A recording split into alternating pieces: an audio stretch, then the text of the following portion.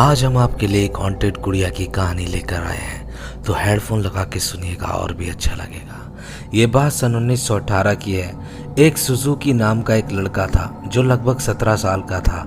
एक दिन वो एक मेले में गया और मेले में जाकर उसने एक डॉल देखी। वह डॉल देखते ही उसने खरीद ली। उसने अपनी छोटी बहन जो कि करीब 2 साल की थी उसे जाकर दे दी। उस डॉल का नाम ओकी को रख दिया।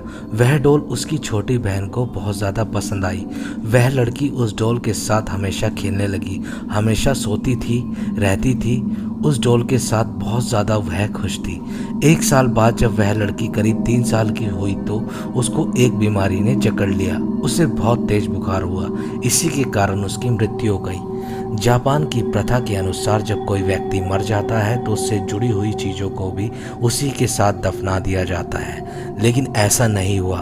उस डॉल को उसके साथ नहीं दफनाया गया। उस डॉल को उसी के कमरे में रख दिया गया। 1 साल बाद जब उस लड़की की माँ ने उस कमरे को खोला और उसकी डॉल को उसकी मेज पर पड़े हुए देखा, उस डॉल को देखकर वह हैरान रह गई। आखिर क्यों वह हैरान रह गई? क्योंकि जब वह डॉल खरीद कर लाए थे तो उसके बाल केवल कंधों तक ही आते थे और वह अब बड़े होकर उसके पैरों तक आ चुके थे। यह देखकर वो बहुत ज़्यादा हैरान हुई। उसने अपने पति को भी बुलाया और अपनी बेटी को भी बुलाया, वहीं पूरी बात बताई। उनके परिवार ने यह मान लिया था कि इस डॉल के अंदर उनकी बेटी की आत्मा है और इसी में उसका बसेरा है। इसी को देखते हुए उन लोगों ने उस डॉल की किसी इंसान की तरह पालना पोसना शुरू किया।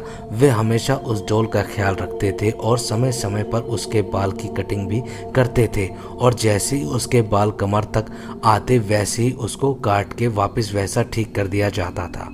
कुछ सालों के बाद उन्होंने अपना घर चेंज कर दिया, लेकिन वह इस बार इस डॉल को अपने साथ नहीं लेकर गए, बल्कि उन्होंने एक मंदिर में इसे सौंप दिया।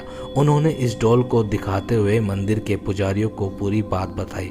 पुजारियों ने भी यह देखा कि इस डॉल के सच में बाल बढ़ रहे हैं, तो उन्होंने इस डॉल को रख लिया। आज भी यह डॉल इवा मिजावा नाम के एक मंदिर में पाई जाती है, जहां इसे देखने के लिए दूर दूर से लोग आते हैं, और आज भी पुजारी इसके बाल की कटिंग वैसे ही करते हैं। तो आज की कहानी आपको कैसी लगी हमें कमेंट करके ज़रूर बताएं। कहानी पसंद आई हो तो हमारे चैनल को सब्सक्राइब करें। तब तक के लिए फिर मिलते एक नई कहानी में। शुभ रात्रि।